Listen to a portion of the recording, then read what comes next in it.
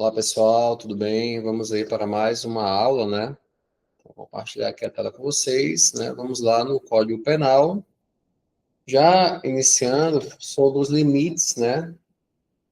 Das penas, tá?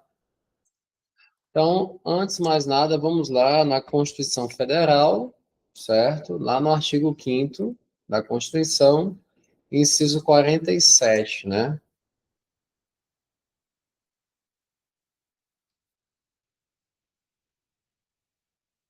Quando fala aqui, ó, não haverá penas, né? Lá na linha B, de caráter perpétuo. Então, pena de caráter perpétuo no Brasil, né? Proibido, conforme a Constituição Federal, né? E aí, tem uma questão importante, né? O tempo máximo de cumprimento das penas privativas de liberdade. E existem dois marcos distintos. Antes, né, da Lei 13.964, 2019, 30 anos, que é o pacote de crime. Após a Lei 13.964, pessoal, de 2019, nós temos aí que agora, né, 40 anos, tá? Vou colocar isso aqui. Cadê aqui o limite da pena privativa de liberdade? Já está no artigo 33. Então, pena máxima não pode ultrapassar, né, o patamar de 40 anos, tá? Da pena privativa de liberdade, certo?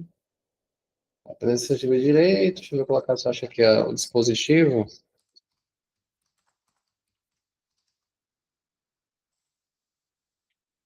Acho que na. Deixa eu ver se eu acho aqui que ele fala, que é 40 anos. Enfim, né? Agora, após o pacote de crime, não estou achando aqui não, mas depois eu pesquiso para vocês. Deixa eu ver se eu acho aqui, peraí. Peraí, vamos achar aqui.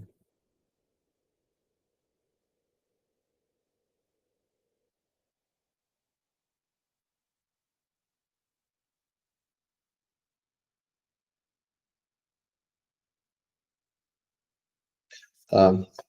É o artigo 75 do Código Penal. Agora sim, limite das penas, que é o artigo que nós vamos trabalhar, né?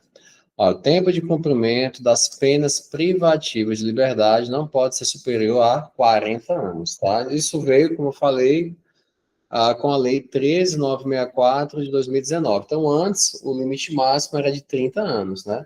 É uma observação importante, né, pessoal? Ó, quando o agente ele for condenado a penas privativas de liberdade cuja soma seja superior a 40 anos, devem elas ser unificadas para atender ao limite máximo deste artigo, né? Por quê, pessoal? Vamos falar aqui, ó, parágrafo 1º. Quando o agente for condenado a penas privativas de liberdade cuja soma seja superior a 40 anos, devem elas ser unificadas para atender ao limite máximo deste artigo. Quer dizer o quê? O cara foi condenado a um crime de roubo e outro de homicídio qualificado. A soma das penas chegou a 50 anos de reclusão, por exemplo. Então, vou unificar as penas. No caso, eu tenho 50 anos ao todo, mas ele só pode cumprir até 40 anos. E aqui o parágrafo segundo, ó, sobrevindo, eu só, olha, sobrevindo condenação por fato posterior ao início do cumprimento da pena, far-se-á nova unificação, desprezando-se para esse fim o período de pena já cumprido. Então, por exemplo, digamos que ele foi condenado a um crime a 30 anos de reclusão, né? 30 anos. E aí ele já cumpriu 20, então faltam 10 anos, né? E aí ele recebeu mais duas novas condenações, somadas 30, com 35 anos. Aí soma com os 10 anos da condenação que ele já está cumprindo, vai chegar a quanto? A 45 anos. E aí ele pode ficar mais 40 anos preso, se for o caso? Pode, não tem problema. Aí no total, termina que ele fica mais de 40 anos preso, né? Então, isso é possível, tá? Que é uma unificação da pena quando o indivíduo ele recebe uma nova condenação. Então, isso acontece, tá? Então, aqui o artigo 75 ele é muito importante, beleza? Como eu falei aqui, ó, sobrevindo, né, por fato posterior, né, a alguma condenação, ele tem a unificação das penas, né? Em caso de fuga, né, como é que se resolve essa situação? Não haverá a interrupção, né, da execução da pena privativa de liberdade, né? O que eu tenho aí, no caso, em caso de fuga, é apenas a suspensão, né, da execução. Não tenho, claro, a interrupção. Apenas o cara fugiu, faltava 40, 30 anos, 20 anos para ele cumprir. Suspende, né? Então, vou aguardar até o dia de ser capturado, né? Súmula 715 do STF. Vamos lá. Súmula 715 do STF. Então, pessoal, deixa eu só entrar aqui no portal do STF, fica melhor. Deixa eu ver aqui. Tá, pronto, agora apareceu. Então, olha só o que fala a súmula 715. A pena unificada para atender ao limite de, aqui fala 30, mas leia-se 40 anos, tá? De cumprimento, determinada pelo artigo 75 do Código Penal, não é considerada para concessão de outros benefícios, como livramento condicional ou regime mais favorável de execução. Isso é muito importante. Então, veja bem, o indivíduo ele foi condenado a várias penas que somadas, né, daria, sei lá, 70 anos, né? Preso mesmo, ele só pode ficar 40, certo? No entanto, aquelas porcentagens que nós vimos, 25%, 30%, 40%, 50%, eu aplico sobre 40 anos, que é o máximo que ele pode ficar preso, ou sobre o total da pena que vai ultrapassar 40 anos. Eu aplico aquele percentual sobre o total da pena, tá certo? Esse raciocínio tanto se aplica no caso da progressão de regime, como também na concessão do livramento condicional. Eu levo em consideração toda a pena aplicada, não somente o limite ali de 40 anos, que é o limite máximo que o indivíduo ele pode permanecer preso, né? No caso da pena privativa de liberdade, tá certo? Então, esse aí também é um ponto, né? Importante, tá? Então, vamos lá, voltar para o Código Penal.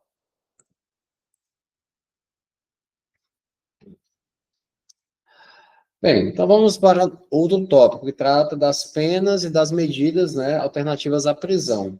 Então, pessoal, a lei ela determina ao juiz sentenciante que depois de fixar o regime inicial de cumprimento de pena, ele vai verificar a possibilidade de, primeiramente, substituir essa pena, né, por penas alternativas, que são as penas restritivas de direito, ou, se for o caso, a pena de multa também, ou também o juiz ele pode modificar a execução da pena, seja com a atribuição do sursis, né, da pena, ou também do livramento condicional. Então, são situações que o juiz ele analisa, tá?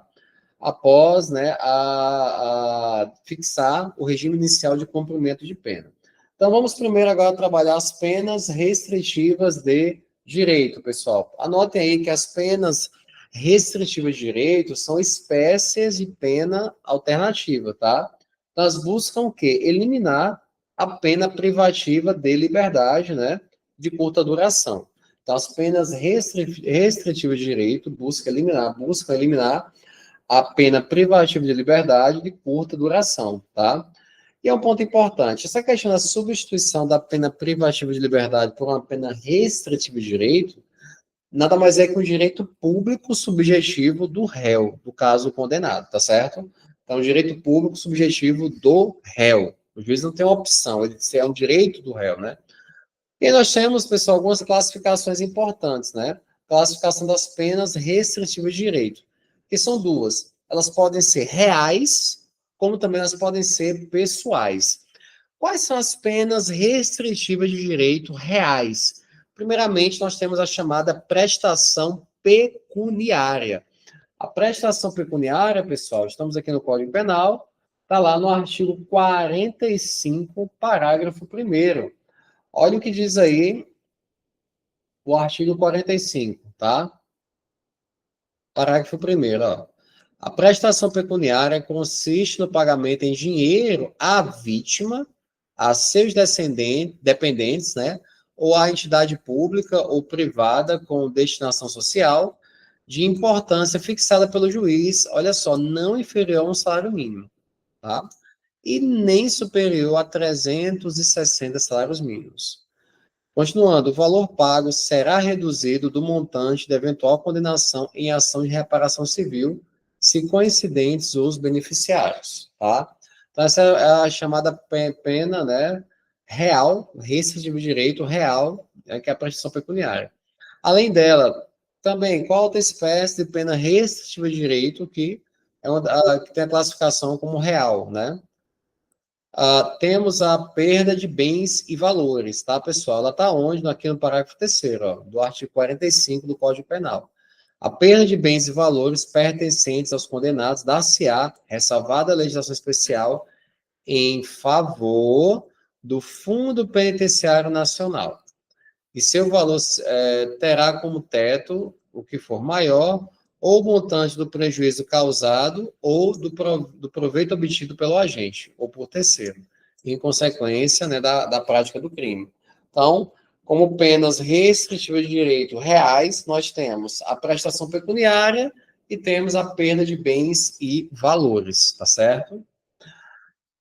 A segunda classificação das penas restritivas de direito são as penas pessoais, tá? Pessoais, beleza? A primeira espécie de pena pessoal é a prestação de serviços à comunidade. Onde é que ela está, pessoal? Aqui no artigo 46, ó. A prestação de serviço à comunidade ou entidades públicas é aplicável às condenações superiores a 6 meses de privação de liberdade. Aí vem, a prestação de serviço à comunidade ou entidades públicas consiste na atribuição de tarefas gratuitas ao condenado. Então, tem remuneração. A prestação de serviço à comunidade dá-se a entidades assistenciais, hospitais, escolas, orfanatos e outros estabelecimentos congêneres em programas comunitários ou, né, estatais.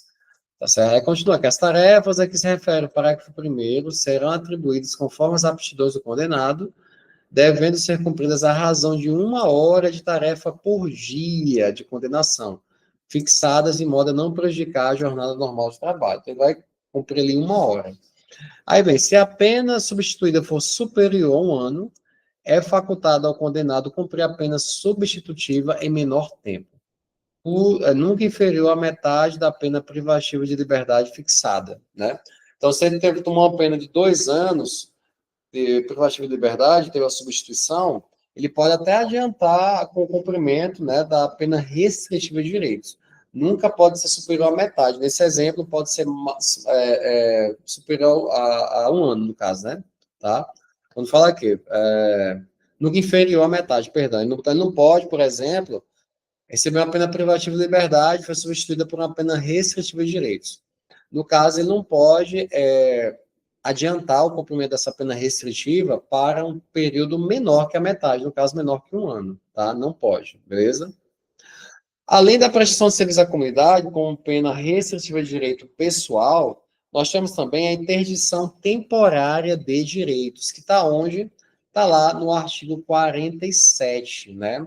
Ó, as penas de interdição temporária de direitos são, aí vem, proibição do exercício de cargo, função, atividade pública, bem como de mandato eletivo. Proibição do exercício de profissão, atividade ou ofício que dependam de habilitação especial, de licença ou autorização do poder público. Suspensão de autorização de habilitação para dirigir veículo, né? Proibição de frequentar determinados lugares. Proibição de inscrever-se em concurso, avaliação ou exames públicos, tá? Então, são a pena de interdição temporária de direitos com a pena pessoal. E, por fim, como pena pessoal, temos a limitação de fins de semana, que está aqui, pessoal, logo abaixo, no artigo 48 do Código Penal. A limitação de fim de semana consiste na obrigação de permanecer aos sábados e domingos por 5 horas em casa de albergado, né, que é o mesmo local para cumprimento do regime aberto, ou outro estabelecimento adequado. Durante a permanência, poderão ser ministrados ao condenado cursos e palestras ou atribuídas atividades educativas, tá? Então, essas são as penas restritivas de direito. Elas se subdividem em reais, que tem como subespécies a prestação pecuniária e a perda de bens e valores. E nós temos as penas pessoais, que é a prestação de serviço à comunidade, interdição temporária de direitos e a limitação de fins de semana, tá, pessoal? Beleza? E aí já falamos sobre todas, né? Prestação pecuniária, falamos sobre a perda de bens e valores, a prestação de serviço à comunidade, já falamos sobre ela também, né? De forma gratuita, né? Já falamos, tá? E aí, assim, ponto importante aqui, da prestação de serviço à comunidade, vamos lá no artigo 30 da LEP, tá? A Lei de Execução Penal, Olha o que ela diz, as tarefas executadas com prestação de serviço à comunidade não são remuneradas. Como eu já falei, elas são gratuitas, né? Tá? Outro ponto importante é o artigo 28, parágrafo 2º da LEP. Olha o que diz, o trabalho do preso não está sujeito ao regime de consolidação das leis do trabalho, da CLT. Da mesma forma, a prestação de serviço à comunidade não gera vínculo empregatício com o Estado, tá, pessoal? Então, a prestação de serviço à comunidade não vai gerar vínculo empregatício com o Estado. Então, lembre-se disso também, beleza? E aí tá alguns detalhes, a prestação de serviço à comunidade, né? Ela é cabível, né? No caso, pena privativa de liberdade superior a 6 meses, né? 1 hora de trabalho por dia de pena, tá? Isso é importante. E a pena maior que 1 ano, né? Vimos lá, conforme com o artigo 46, tá? Parágrafo 4º, ó. Que nesse caso aqui nunca pode ser inferior à metade da pena privativa, em caso ele adiantar o cumprimento da pena restritiva de direito, né?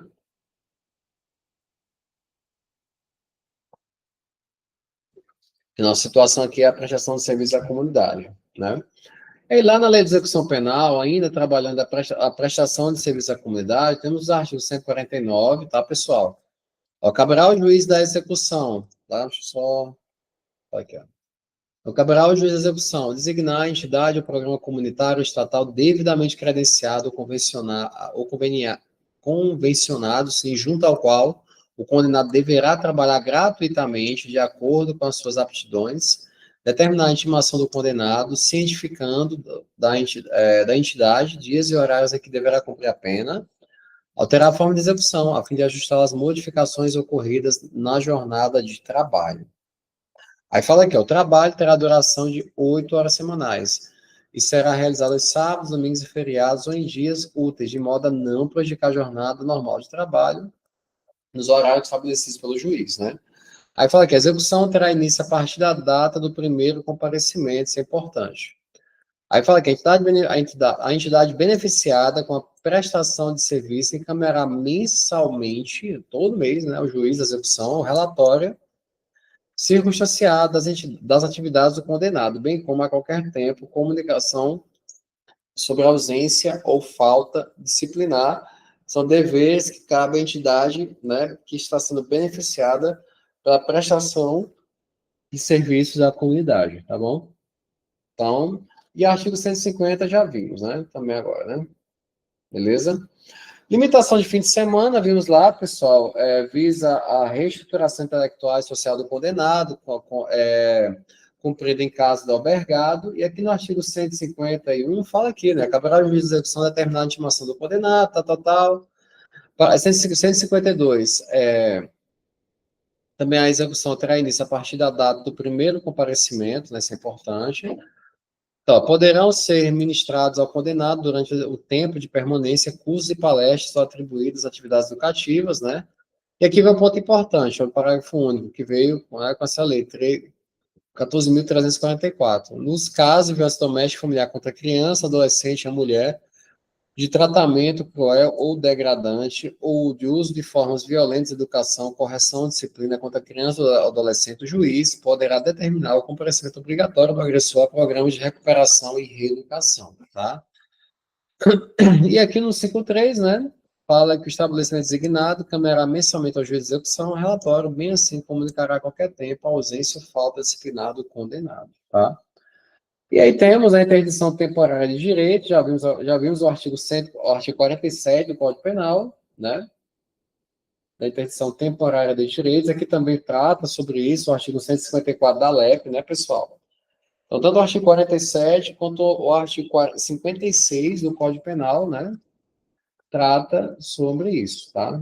Cadê? 47, falamos sobre ele, e o 56 também, né? Ó. As penas de interdição previstas aplicam-se para todo crime cometido no exercício de profissão, atividade de ofício ou cargo ou função, sempre que houver violação dos deveres que lhes são inerentes, tá? Beleza. Algumas características importantes, pessoal, das penas restritivas de direito, né? Vamos lá no artigo 44 do Código Penal. que ela trata, né, dessas características, tá? Ó, as penas restritivas de direitos são autônomas e substituem as penas privativas de liberdade quando aplicada a pena privativa de liberdade não superior a 4 anos e o crime não for cometido com violência à pessoa ou ameaça à pessoa, ou qualquer que seja a pena aplicada se o crime for culposo. Então, sempre nos crimes culposos vai caber, né, a substituição por penas restritivas de direitos, sempre. O réu, né, não pode ser reincidente em crime doloso. A culpabilidade, os antecedentes, a conduta social e a personalidade do condenado, bem como os motivos e as circunstâncias indicarem que essa substituição seja suficiente, tá? Então, é muito importante, né, essas características aí. Então, as penas restritivas de direito são autônomas, quer dizer o quê? Não podem ser acumuladas com as penas privativas de liberdade, tá? A outra característica que é a substitutividade. Então, o juiz na sentença, ele fixa a pena, logo em seguida, ele fixa o regime inicial de cumprimento da pena, e na sequência ele substitui por uma pena restritiva de direitos, tá? É assim que funciona, né? Nessa lógica aí. Em relação ao prazo, né, pessoal? Vamos lá no artigo 55 do Código Penal. Então, fala aqui, as penas restritivas de direito, tá, terão a mesma duração da pena privativa de liberdade substituída, tá? Ressalvado o parágrafo 6º, tal, tal. Então, pessoal, o prazo é o mesmo, tá, da pena privativa de liberdade. Então, se o cara foi condenado a 2 anos de pena privativa de liberdade e houve a substituição por uma pena restritiva de direitos, então, a duração dessa pena restritiva de direitos também será de 2 anos, essa é a regra. Aí temos algumas exceções, né? Primeira, prestação pecuniária e perda de bens e valores, tá? Então, é uma exceção também, porque o cara paga ali, né? Não tem o que fazer. Da mesma forma, perda de bens e valores. Prestação de serviços à comunidade, né? Que é o artigo 55, cumulado com 46, né? Tá? 46, parágrafo 4º. Então, o 46, parágrafo 4º, ele fala o seguinte, ó. Se a pena substituída for superior a 1 ano, é facultado ao condenado cumprir a pena substitutiva em menor tempo, nunca inferior à metade da pena privativa de liberdade fixada. Então, é uma exceção, né? Que pode, no caso, ter um período ser menor. Impedimento de comparecimento às proximidades do estádio, né? Também, tá? Que está no Estatuto do Torcedor. Isso aqui é só para mencionar mesmo, a Lei 10.671 de 2003, artigo 41, parágrafo 3º, tá? Também é uma exceção. E temos a suspensão do exercício do cargo, da função ou do mandato pelo prazo de 1 a 6 meses, com a perda dos vencimentos e das vantagens também é uma exceção, tá? Os requisitos, pessoal, das penas restritivas de direito, estão lá no artigo 44, tá? Que eu até já li para vocês, né, que são os requisitos, né? Beleza? Aí tem a questão também o seguinte aqui, né? Substituição da pena nos crimes dolosos. A pena aplicada ela não pode ser superior a 4 anos, né, para poder ser substituída. O crime cometido sem violência ou grave ameaça à pessoa, porque se houver violência ou grave ameaça não cabe, não há que se falar em substituição. Não ser o condenado reincidente em crime doloso, isso é importante, né? Agora, sim, se a medida for socialmente recomendável, né, e a reincidência não se tenha operado em virtude da prática do mesmo crime, é possível a substituição nesse caso, mas é uma exceção. Como também a substituição da pena nos crimes dolosos, pessoal, seja indicada, ela tem que ser indicada e suficiente, né, para as finalidades, né? Então, essa substituição tem que ser indicada e ser suficiente ali, né? É o princípio da suficiência, tá? O princípio da suficiência. Em relação à substituição nos crimes culposos, né, sempre será possível, tá? Sempre nos crimes culposos será possível a substituição. Mas há uma exceção. E essa exceção está onde, pessoal? No caso do crime culposo. Está lá no CTB, artigo 312,